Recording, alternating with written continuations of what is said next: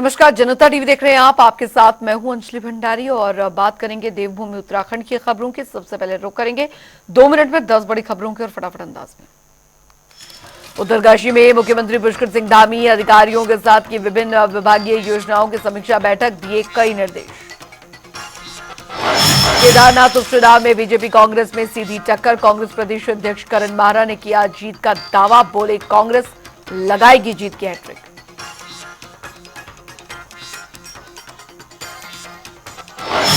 देहरादून में पुलिस और बदमाशों के बीच में मुठभेड़, अभियुक्त के पैर में लगी गोली, तमंचा, कारतूस समेत अन्य सामान बरामद।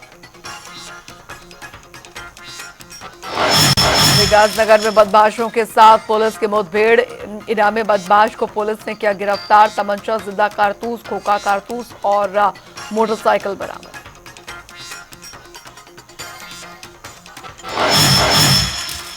रुड़की में शुगर मिल के पेराई सत्र का हुआ शुभारंभ, गन्ना किसानों को मिली बड़ी राहत, मौके पर बड़ी संख्या में गन्ना किसान रहे मौजूद। मसूरी में नाबालिग युवती हुई गायब, पीड़ित परिजनों ने पुलिस और सरकार से मांगी मदद। उत्तरकाशी में डांग मोटर मार्ग पर ट्रक हुआ दुर्घटनाग्रस्त, चालक की हुई दर्दनाक मौत।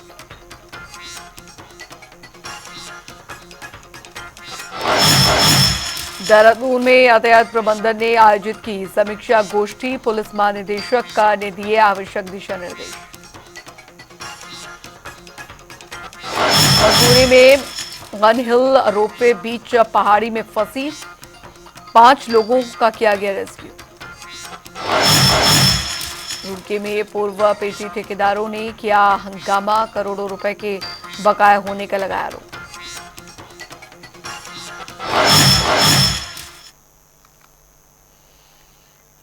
चलिए खबरों में आगे बढ़ेंगे तो नई दिल्ली में सीएम धामी ने उत्तराखंड निवास का लोकार्पण किया और बता दें आपको कि उत्तराखंड राज्य अतिथि गृह दिल्ली में उत्तराखंड के लोगों को ठहरने की सुविधा प्रदान करेगा। वहीं इस मौके पर मुख्यमंत्री ने कहा कि उत्तराखंड निवास में राज्य की संस्कृति, लोक कला और वास्तुकला का समावेश किया गया है। ये भवन हमारी समृद्ध सांस्कृतिक परंपराओं को एक नई ऊंचाई प्रदान करने के साथ ही उत्तराखंड और देश विदेश से आने वाले अतिथियों को बेहतर सुविधाएं प्रदान करेगा। सभी उत्तराखंड के लोगों को एक लंबे समय से प्रतीक्षा थी कि एक उत्तराखंड निवास बनकर हमारा जो है यहाँ पर तैयार हो और सब लोगों को यहाँ पर जब दिल्ली के लिए दिल्ली आते हैं या अन्य स्थानों से अन्य स्थानों को प्रस्थान करते हैं तो आज वो प्रतीक्षा हमारी पूरी हुई है। और ये उत्तराखंड निवास हमारी लोक कला, लोक संस्कृति, जो हमारी विरासत है उसको बढ़ाने का काम भी करेगा और सभी के लिए सुविधा होगी। मैं इस अवसर पर सभी इस निर्माण कार्य में, इस निवास को बनाने में हमारे सभी मजदूर भाइयों का, सभी संस्थाओं का, सभी हमारे अधिकारियों का, सभी जनप्रतिनिधियों का, सबका हृदय से धन्यवाद करता हूं जिन्होंने इसको बनाने में और ये हमारी लोक कला, लोक संस्कृति को बढ़ाने के साथ साथ जो हमारे स्थानीय उत्पाद हैं उन स्थानीय उत्पादों के लिए भी एक बड़ा केंद्र होगा। लोग यहाँ से उसकी खरीदारी कर पाएंगे। हमारा प्रयास होगा कि इसमें हमारे उत्तराखंड के जो पारंपरिक व्यंजन हैं वो व्यंजन आने वाले अतिथियों को मिले और हमारे प्रवासी भाई बहन जो देश में अनेक स्थानों पर रहते हैं उनको भी इस निवास के बनने से यहाँ से सुविधा प्राप्त होगी।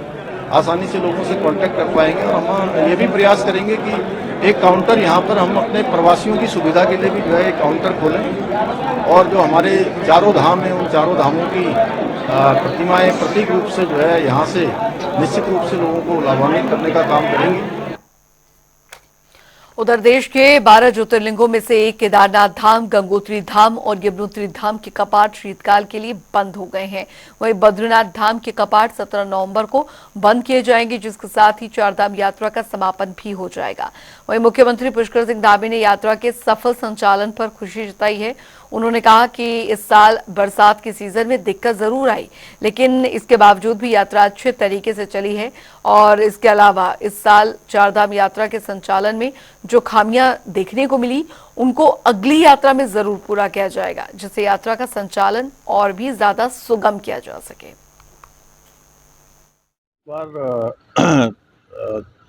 जिस प्रकार से आपदा की स्थिति भी रही लगभग 1 से 1.5 महीने, पूरी आपदा की स्थिति के कारण से सड़क मार्ग टूट गया था, भूस्खलन हो गया था। लेकिन उसके बावजूद भी अगर हम एवरेज निकालें तो 16.5 लाख से भी ज़्यादा यात्रा हुई है केवल केदारनाथ जी की। बड़ी यात्रा है और लोग आए हैं और चुनौतियां होने के बावजूद भी लोगों का आना इस बात को दर्शाता है कि कहीं न कहीं हम सही दिशा में जा रहे हैं। अगले सालों में हम और अच्छा करेंगे। जो शुरुआत के दिनों में कुछ परेशानियाँ हुई, आगे भविष्य में वो परेशानियाँ भी ना हों। अच्छी यात्रा चले क्योंकि ये चार धाम यात्रा हमारे यहाँ के सभी लोगों के लिए एक लाइफ़लाइन है और उसको अच्छा करना और भगवान बद्री विशाल की कृपा से, बाबा केदार की कृपा से, हमारे चारों धामों की कृपा से और अच्छी तरह से हम लोग आगे बढ़ेंगे। ठीक है सर। तो केदारनाथ सीट पर उपचुनाव को लेकर सियासी पारा हाई है। एक तरफ कांग्रेस जहां बद्रीनाथ और मंगलौर के बाद केदारनाथ सीट को जीतना चाहती है, तो वहीं बीजेपी की ओर से भी केदारनाथ सीट को जीतने के लिए एड़ी चोटी का जोर लगा रही है। कहा तो ये भी जा रहा है कि बीजेपी के लिए केदारनाथ सीट सिर्फ एक विधानसभा सीट नहीं बल्कि प्रतिष्ठा का सवाल है। और ऐसा क्यों, देखिए रिपोर्ट। केदारनाथ उपचुनाव को लेकर उत्तराखंड में सियासी पारा हाई है, और वो भी क्यों ना। अयोध्या और बद्रीनाथ में हार के बाद बीजेपी अब केदारनाथ सीट को किसी भी हालत में गंवाना नहीं चाहती, जिसके लिए बीजेपी एड़ी चोटी का जोर लगा रही है।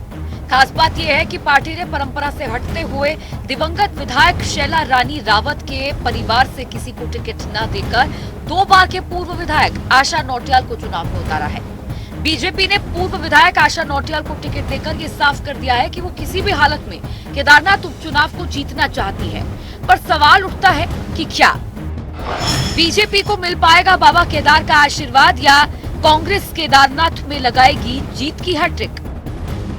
दरअसल केदारनाथ सीट पर बीजेपी हो या कांग्रेस, दोनों ही पार्टियों ने पुराने चेहरों पर दांव लगाया है। बीजेपी ने जहां आशा नौटियाल पर भरोसा जताया, तो वहीं कांग्रेस की तरफ से मनोज रावत को चुनावी मैदान में उतारा गया है। कांग्रेस केदारनाथ सीट को हर हाल में जीतना चाहती है। इसके लिए उसने केदारनाथ बचाओ यात्रा निकालकर जनता को अपनी तरफ करने की कोशिश भी की। तो वहीं बीजेपी ने भी अपने स्तर पर केदारनाथ के लिए कई तरह की घोषणाएं की हैं। खुद मुख्यमंत्री पुष्कर सिंह धामी भी केदारनाथ चुनाव के लिए गंभीर दिख रहे हैं। ऐसे में कहा जा सकता है कि केदारनाथ सीट जीतना बीजेपी के लिए प्रतिष्ठा का सवाल बन चुका है। हालांकि केदारनाथ सीट पर कौन सी पार्टी जीतेगी, इसका फैसला केदारनाथ के 90,540 मतदाता करेंगे। ग्राफिक्स के जरिए समझते हैं केदारनाथ सीट का समीकरण। कुल मतदाता 90,540, पुरुष मतदाता 44,765, महिला मतदाता 75,775, सर्विस वोटर्स 2,249। उपचुनाव में केदारनाथ से जुड़े कई मुद्दे हैं जिन पर कांग्रेस सरकार को घेरने की तैयारी में है। इसमें केदारनाथ पीतल सोना विवाद, दिल्ली केदारनाथ मंदिर मामला, चारधाम यात्रा अनियमितता, केदारनाथ पुनर्निर्माण कार्य जैसे कई मुद्दे हैं। वहीं बात करें बीजेपी की, तो बीजेपी केदारनाथ उपचुनाव पीएम मोदी के सहारे जीतने की कोशिश में है। बीजेपी के कई नेता ये बार बार कह चुके हैं कि केदारनाथ से पीएम मोदी का खासा लगाव है। इतना ही नहीं, पार्टी उपचुनाव के प्रचार में लगातार केंद्र के कामों का सहारा लेकर जनता का दिल जीतने की कोशिश कर रही है। कि वो चुनाव बहुत ही ऐसी परिस्थिति में हो रहा है जब वहां से हमारी जो विधायक थी आदरणीय शैला रानी जी, उनका दुखद रूप से हमारे बीच से वो चली गई, और इस परिस्थिति में हो रहा है। और केदार धाम माननीय प्रधानमंत्री जी के प्रधानमंत्री बनने के बाद जिस प्रकार से उसका नवनिर्माण हुआ है, पुनर्निर्माण हुआ है, एक भव्य केदार और दिव्य केदार बना है। निश्चित रूप से वो हमारे प्रधानमंत्री जी के बहुत हृदय के निकट है। उस स्थान का एक आस्था और श्रद्धा का एक बड़ा केंद्र है। तो वहाँ के लोग विकास जो वहाँ पर हुआ है, उस विकास को आगे बढ़ाएंगे। पिछले दिनों जो आपदा आई थी वहाँ पर, उस आपदा में भी जिस प्रकार से तेजी से काम हुआ है, सब लोगों ने देखा है। और मैंने भी कहा है, वहां जाकर भी कहा था, पहले भी कहा था कि जितने समय तक केदारनाथ क्षेत्र को नया विधायक नहीं मिल जाता, मैं भी उनके विधायक के रूप में काम करूंगा। केदारनाथ सीट का क्या इतिहास रहा है, ग्राफिक्स के जरिए जानते हैं। आशा नौटियाल भारतीय जनता पार्टी जीत, शैला रानी रावत कांग्रेस हार। साल 2007 में केदारनाथ विधानसभा चुनाव परिणाम, भारतीय जनता पार्टी आशा रानी नौटियाल जीती, कांग्रेस कुंवर सिंह नेगी हारे। साल 2012 केदारनाथ विधानसभा चुनाव परिणाम। कांग्रेस शैला रानी रावत जीती। भारतीय जनता पार्टी आशा नौटियाल हारी। 2017 केदारनाथ विधानसभा चुनाव परिणाम। कांग्रेस मनोज रावत जीत। निर्दलीय कुलदीप रावत हार। 2016 में कांग्रेस में भारी बगावत हुई और शैला रानी रावत ने बीजेपी का दामन थाम लिया। 2017 के चुनाव में बीजेपी ने आशा नौटियाल का टिकट काटकर शैला रानी को अपना प्रत्याशी बनाया। आशा नौटियाल निर्दलीय लड़ी और इसका फायदा कांग्रेस प्रत्याशी मनोज रावत को पहुंचा। 2017 में मोदी लहर के बावजूद मनोज रावत कांग्रेस को इस सीट से जीत दिलाने में कामयाब रहे। उन्होंने निर्दलीय प्रत्याशी कुलदीप रावत को करीबी अंतर से मात दी। 2022 केदारनाथ विधानसभा चुनाव परिणाम। शैला रानी रावत बीजेपी जीत। कुलदीप रावत निर्दलीय हार। 2022 में बीजेपी ने फिर से शैला रानी रावत को उम्मीदवार बनाया। उन्होंने निर्दलीय कुलदीप रावत को हराकर बीजेपी को जीत दिलाई। हालांकि इस साल जुलाई में केदारनाथ सीट पर बीजेपी की विधायक शैला रानी रावत के निधन से ये सीट खाली है, जिसके बाद अब यहाँ उपचुनाव कराए जा रहे हैं, जिसे बीजेपी किसी भी हाल में जीतना चाहती है। ये तो जग जाहिर है कि बीजेपी हमेशा से ही हिंदुत्व के एजेंडे पर चुनाव लड़ती आई है, लेकिन पिछले कुछ चुनावों में धार्मिक सीट पर मिली हार के बाद विपक्ष की ओर से बीजेपी पर लगातार हमला किया जा रहा है। याद कीजिए, लोकसभा चुनाव में भारतीय जनता पार्टी अयोध्या की फैजाबाद सीट हार गई थी। इसके बाद हुए उत्तराखंड के बद्रीनाथ विधानसभा सीट के उपचुनाव में भी बीजेपी के हाथ हार लगी। अयोध्या में जहां समाजवादी पार्टी तो बद्रीनाथ में कांग्रेस ने बाजी मार ली। हिंदू राजनीति के केंद्र में अयोध्या और बद्रीनाथ दोनों के खासे मायने हैं। ऐसे में जब दोनों ही केंद्र बीजेपी से दूर हो गए तो विपक्ष की ओर से हमला किया जाना तो लाजमी था। अब केदारनाथ सीट पर होने जा रहे उपचुनाव पर पूरे देश की नजर टिकी हुई है। अयोध्या बद्रीनाथ को गंवाने के बाद बीजेपी इस चुनाव में जी जान लगा रही है। अब ये देखने वाली बात होगी कि क्या एक बार फिर आध्यात्मिक सीट पर बीजेपी को हार का मुंह देखना पड़ेगा या फिर केदारनाथ की जीत के साथ ही बीजेपी का खोया हुआ वर्चस्व लौटेगा। स्पेशल डेस्क जनता टीवी। चलिए खबरों में आगे बढ़ेंगे। वहीं केदारनाथ उपचुनाव को लेकर बीजेपी की ओर से स्टार प्रचारक जल्द ही मैदान में उतरेंगे। इस पर जानकारी देते हुए बीजेपी प्रदेश प्रवक्ता कमलेश रमन ने बताया कि मुख्यमंत्री पुष्कर सिंह धामी के साथ ही पार्टी के अन्य वरिष्ठ नेता जल्द ही केदारनाथ में प्रचार प्रसार करेंगे और इसके लिए कार्यक्रम की रूपरेखा तैयार की जा चुकी है।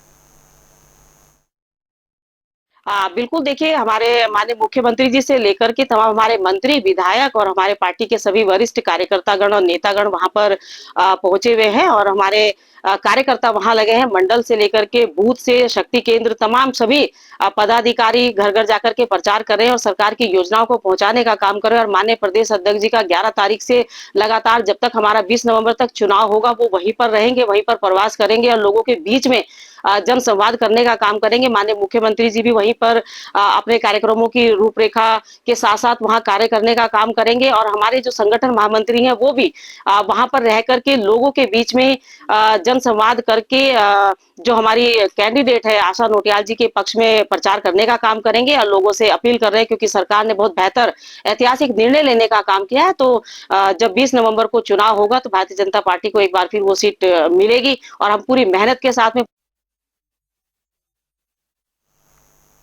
उधर आपको बता दें, श्री केदारनाथ धाम यात्रा का सफल और व्यवस्थित संचालन करने के बाद अब जिला प्रशासन धाम और यात्रा मार्ग की स्वच्छता व्यवस्था में जुट गया है।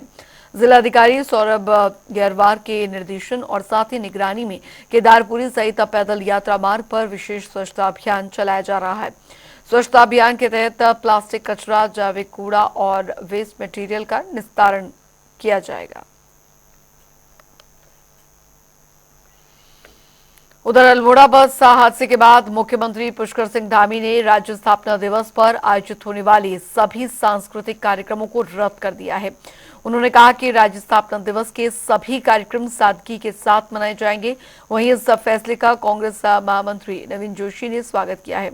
इसके साथ ही उन्होंने कहा कि राज्य गठन को 24 साल पूरे हो गए हैं, लेकिन अभी तक सड़क दुर्घटना पर कोई विराम नहीं लग पाया। देखिए, अल्मोड़ा के अंदर जो घटना हुई है काफी दुखदायी है और काफी आघात प्रदेश की जनता को पहुंचा है। माननीय मुख्यमंत्री जी जो निर्णय लिया है वो निर्णय सही है। निर्णय तो ये जो क्षति हुई है पूरे प्रदेश की क्षति है, दुख की घड़ी है। तो हमको जो भी राज्य स्थापना के जो प्रोग्राम है, सांस्कृतिक कार्यक्रम है, जो अन्य कार्यक्रम है, उनको स्थगित स्वयं ही कर देना चाहिए था। अब मुख्यमंत्री जी ने घोषणा करी है तो उसको स्थगित करने के साथ सादगी के साथ पूरे प्रदेश के अंदर जो राज्य स्थापना दिवस है उसको मनाना चाहिए। उधर आपको बता दें कि देहरादून में खराब पड़ी स्ट्रीट लाइटों को ठीक कराने के लिए प्रशासन की ओर से निर्देश दिए जा चुके हैं। बता दें कि जिलाधिकारी सविन बंसल ने पिछले दिनों नगर निगम की दर्जनों टीमों को धरातल पर उतारकर स्ट्रीट लाइट्स की मरम्मत का जिम्मा सौंपा था। अब इन सभी टीमों ने मिलकर 12 दिन में 12,000 से भी ज्यादा स्ट्रीट लाइट्स की मरम्मत की है। वहीं बाकी बची हुई स्ट्रीट लाइट्स को भी ठीक किया जा रहा है।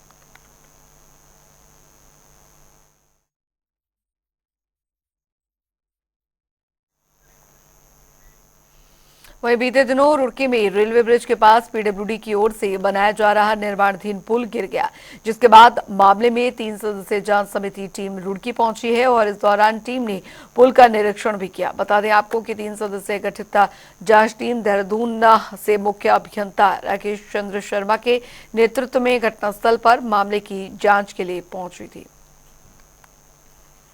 ऐसा हुआ 31 तारीख को ये एक घटना घटी थी और शासन ने इसको बड़े गंभीरतापूर्वक लिया। छुट्टी के दिन एक त्रिस्तरीय समिति का गठन किया गया था और वो आज समिति यहाँ पर आई है। हमने आज साइट पे भी देख लिया है। अभी हम अपने जो डॉक्यूमेंट्स हैं, कॉन्ट्रैक्ट डॉक्यूमेंट्स हैं, वो सब देख रहे हैं। इसके बाद जो हमारी फाइंडिंग्स होगी वो हम अपने प्रमुख अभियंता महोदय को उपलब्ध कर देंगे। ये है। वहीं उधर देहरादून में जैविक उत्पाद परिषद की 25वीं बैठक आयोजित की गई, जिसमें कि कई अहम निर्णय लिए गए। बता दें आपको कि यह बैठक कैबिनेट मंत्री गणेश जोशी की अध्यक्षता में हुई और इस दौरान जैविक उत्पाद परिषद के ढांचे को सुदृढ़ करने के लिए 67 नए पदों को स्वीकृति मिली है। इसके साथ ही परिषद में कार्यरत कर्मचारियों का जो बीमा है कराए जाने का भी प्रस्ताव भी सर्वसहमति से पास किया गया। देखिए, सबसे पहले तो मैं माननीय मुख्यमंत्री जी का आभार व्यक्त करता हूँ कि जैविक उत्पाद परिषद का अध्यक्ष मुझे नामित किया है और मैंने एक हफ्ते के अंदर ये बैठक आउट की है। और जो मैंने मंत्रालय संभालने के बाद 2.5-3 साल में अनुभव लिया है वो आज बोर्ड के सभी माननीय सदस्यों के साथ, अधिकारियों के साथ हमने शेयर किया है। और धामी सरकार का संकल्प है कि 2025 में जो हमारा राज्य 25 साल का होगा, हम 50% से अधिक जैविक होंगे। आज हम 30% ऑर्गेनिक हैं। हमने संकल्प लिया है कि हमारे कम से कम 95 ब्लॉक के 46 वैल्यू को हम ऑर्गेनिक करेंगे। आज हमारा एक जिला ऑर्गेनिक है रुद्रप्रयाग, हम 5 जिलों को ऑर्गेनिक करेंगे। उधर अल्मोड़ा सड़क हादसे में 8 घायलों का इलाज हल्द्वानी के सुशीला तिवारी अस्पताल में चल रहा है। वहीं घायलों से दरअसल मुलाकात करने नैनीताल जिले की प्रभारी मंत्री रेखा आर्या अस्पताल पहुंची, जहां पर उन्होंने घायलों का हालचाल भी जाना और इस दौरान उन्होंने घायलों के परिजनों से भी बातचीत कर हर संभव मदद का आश्वासन दिया। देखिए, मरचूला की जो घटना हुई है, निश्चित रूप से हम एक उत्तराखंडी भाई बहन उस घटना से बहुत दुखी है। बड़ी संख्या में लोगों की मृत्यु भी हुई है और करीब 26 लोग जो है वो अभी इलाज उनका चल रहा है। उसी परिप्रेक्ष्य में आज सुशीला तिवारी आना भी हुआ है और सुशीला तिवारी में एडमिट हमारी चाहे वो महिलाएं हों अथवा हमारे पुरुष भाई हों, उनके परिजनों से भी मुलाकात हुई और उनसे भी मुलाकात हुई। और मुझे ये देखते हुए कि कल की परिस्थिति से आज उनका स्वास्थ्य में काफ़ी परिवर्तन आया है। वो काफ़ी हद तक मानसिक रूप से कह लीजिए या शारीरिक रूप से कह लीजिए अपने आप को पहले से स्वस्थ पा रहे हैं। और जिस प्रकार से अस्पताल के डॉक्टर्स ने यहाँ पर उनकी सेवा करी है, उनकी देखभाल करी है, उससे उनके परिजन बहुत संतुष्ट हुए हैं और साथ ही स्वयं पेशेंट भी बहुत संतुष्ट दिखे हैं, जिससे मन को एक संतोष प्राप्त हुआ है कि वे जल्दी से स्वस्थ होकर जो है अपने घरों को लौटेंगे। उधर हादसे की जांच कर रहे कुमाऊं कमिश्नर दीपक रावत का बयान भी सामने आया है। उन्होंने बताया कि अधिकारियों से ऐसे जो स्पॉट्स हैं, जो ब्लैक स्पॉट्स हैं, उन्हें चिन्हित करने को कहा गया है जहां पर एक्सीडेंट का खतरा बना हुआ है, और इसके साथ ही किसी भी तरह की सड़क का रिपेयरिंग का काम जल्द से जल्द करने के निर्देश भी दे दिए गए हैं। थर्ड, मैंने सभी डीएम्स से और आरटीओ से ये कहा कि जो ब्लैक स्पॉट्स चिन्हित हुए हैं, अलग अलग रिपोर्ट्स में ब्लैक स्पॉट चिन्हित होते हैं और कई बार वो ब्लैक स्पॉट वैसे एक्सीडेंट के दृष्टिकोण से चिन्हित नहीं होता, लेकिन देखने से लग जाता है कि यहाँ पे ये संवेदनशील क्षेत्र है, उसमें कोई भी सिविल वर्क कहीं पे भी होना है तो वो कंसर्न्ड रोड डिपार्टमेंट को बता दिया जाए और जहाँ पे पहले से उनको पता है वो करवा दें। काफ़ी पैसा इस बीच गवर्नमेंट ने सैंक्शन किया क्रैश बैरियर्स को, लगभग सभी सड़कों पे जब मैं दौरा भी करता हूं अपना और जो डेंजरस जोन्स हैं वहां पे काम हो रहा है, लेकिन पीडब्ल्यूडी का इसमें और भी धनराशि स्वीकृत हुई है, तो वो काम जल्दी से जल्दी इसकी डीएम मॉनिटरिंग करते हुए स्वयं अपनी देखरेख में इसको जल्दी पूरा करें, ये डायरेक्शंस दिए। सर, जिस जगह पे घटना हुई है उस जगह का क्या स्थिति है? क्या क्रैश बैरियर वहां पहले से लगे थे या फिर? क्योंकि इसको मौके पे मैं देख के आया था, वहां पे ये मोड़ तो वहां पे काफी चौड़ा है और क्रैश बैरियर उस जगह पे नहीं है। क्रैश बैरियर्स पूरी की पूरी सड़क पे कभी भी नहीं लगाए जाते हैं। क्रैश बैरियर्स हम उन जगहों पे लगाते हैं जो किसी ना किसी रिपोर्ट में चिन्हित हो जाए कि यहाँ पे खतरा, या रोड बहुत नैरो है, जहाँ पे बहुत पतली है, या फिर किसी और वजह से दुर्घटना हो सकती है, लेकिन जहाँ पे एक्सीडेंट हो जाता है तो उस पर डेफिनेटली हम वहाँ पे रोकथाम के उपाय करते ही हैं। पूर्व में जो चिन्हित हैं वहाँ पे काम चल ही रहा है और इस पर्टिकुलर स्पॉट की तो क्योंकि अभी इंक्वायरी भी होनी है तो और भी जो इसमें कारण होंगे उन सबको भी देखा जाएगा और इसमें आगे की कार्रवाई की जाएगी। उधर प्रदेश कांग्रेस मुख्यालय में उत्तराखंड कांग्रेस के मुख्य प्रवक्ता गरिमा मेहरा दसोनी ने कीर्तिनगर मामले में बड़ा खुलासा किया। बता दें आपको, गरिमा दसोनी ने बताया कि 27 अक्टूबर 2024 को कीर्तिनगर कोतवाली क्षेत्र के अंतर्गत जाखड़ी ग्राम सभा में जो नाबालिग लड़की को भगा कर ले जाने की घटना घटी, वे देवभूमि को शर्मसार करने वाली है। उन्होंने सरकार पर आरोप लगाते हुए कहा है कि राज्य में डबल इंजन की सरकार है, पर बावजूद इसके अपराधियों को कोई डर नहीं। देखिए, आज मैंने खुलासा किया है कि पुलिस प्रशासन ने प्रेस नोट दिया है, कीर्तिनगर के पुलिस प्रशासन ने जो प्रेस नोट दिया उसमें 2-3 तो मुख्य आरोपी जो हैं वो अल्पसंख्यक समुदाय के हैं, लेकिन एक चौंकाने वाला नाम इस प्रेस नोट में वो है राकेश भट्ट का। और राकेश भट्ट के बारे में जब हमने पड़ताल करी और उसके सोशल मीडिया अकाउंट को हमने खंगाला तो राकेश भट्ट स्वयं को बजरंग दल और विश्व हिंदू परिषद का सक्रिय कार्यकर्ता बता रहे हैं, और तो और वो जो है स्थानीय विधायक का प्रचार प्रसार करते हुए दिखाई पड़ रहे हैं। वो सदस्यता अभियान जो भाजपा का चला, वो सदस्यता अभियान भी उसमें प्रतिभाग कर रहे हैं। तो ऐसे में लड़की भगाने का 27 अक्टूबर को मामला आया था, उसका धर्म परिवर्तन बहला फुसलाकर करने का मामला सामने आया था। पुलिस प्रशासन ने कार्रवाई की और 4 मुख्य लोगों को इसमें गिरफ्तार किया, जिसमें राकेश भट्ट को भी गिरफ्तार किया गया है। पॉक्सो की, अपहरण की, धर्म परिवर्तन की गंभीर धाराएं इन चारों पर लगी है। ऐसे में भारतीय जनता पार्टी का ये पहला कार्यकर्ता नहीं है जो ऐसे पकड़ा गया है। उधर स्वामी विवेकानंद फाउंडेशन की तरफ से मिशन हेल्थी इंडिया के तहत देहरादून में 17 नवंबर को अगले 6 महीने तक निःशुल्क मधुमेह जांच और जागरूकता अभियान चलाया जाएगा। और इस पर स्वामी विवेकानंद फाउंडेशन के संरक्षक और वरिष्ठ समाजसेवी सचिन गुप्ता ने कहा कि आजकल देखने में आ रहा है कि हर तीसरा व्यक्ति मधुमेह से पीड़ित है और अधिकतर गरीब तबके के लोग इससे ग्रसित हैं। पहले चरण में तो हम लोगों को जागरूक करने के लिए कि लोगों को ये जानकारी हो कि उनको रोग कौन सा है और उनको ट्रीटमेंट क्या लेना चाहिए। तो पहले तो मधुमेह की निःशुल्क जांच का हमने कार्यक्रम ये बनाया है और हम लोगों से इसमें ये अपील भी करेंगे, उनको जागरूक भी करेंगे डॉक्टर्स के माध्यम से कि आपको क्या एहतियात इसके अंदर बरतनी है और क्या आपको ट्रीटमेंट इसमें लेना है। बहुत से अधिकतम केसेस तो उसमें ये भी आते हैं कि आदमी को दवाई की जगह जो है अगर वो एक्सरसाइज करेगा या थोड़ा सा अपने खान पान में संयम बरतेगा तो निश्चित रूप से जो है उसको इसका लाभ मिलेगा। और जहां हमें महसूस होगा कि ये गंभीर रूप से जो है शुगर का पेशेंट है या इसको जो है डॉक्टर की आवश्यकता है, तो संस्था उसको सहयोग भी करेगी। और जहां आवश्यकता पड़ेगी, चाहे वो निजी अस्पताल में दिखाने की बात हो, चाहे सरकारी अस्पताल में दिखाने की बात हो, तो संस्था उसको पूरा सहयोग करेगी कि इसको सारी व्यवस्थाएं निःशुल्क उपलब्ध हो सके। और देवभूमि उत्तराखंड की खबरों में अभी के लिए फिलहाल इतना ही। वक्त एक छोटे से ब्रेक का।